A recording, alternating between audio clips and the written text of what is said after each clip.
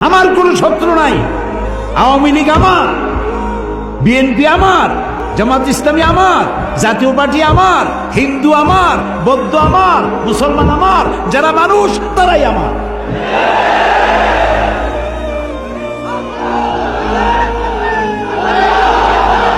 কাজেই কাউকে শত্রু না বানায়া বন্ধু বানাতে চেষ্টা করে, বন্ধু বানাতে চেষ্টা করে।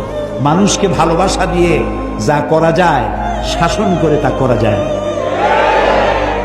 এই জন্য দেখেন বারবার কোরআনের কথা আসে। আল্লাহ তাআলা কোরআনে কোথাও বলেন নাই যে আমার কথা না মানলে বোমা মেরে উড়াই দেন। বলছে একটা শোনেন,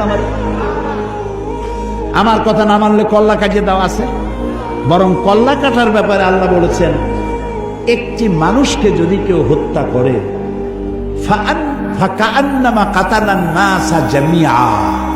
যদি কেউ একটি মানুষকে হত্যা করলো, সেজন্য সারা পৃথিবীর সব মানুষকে হত্যা করলো।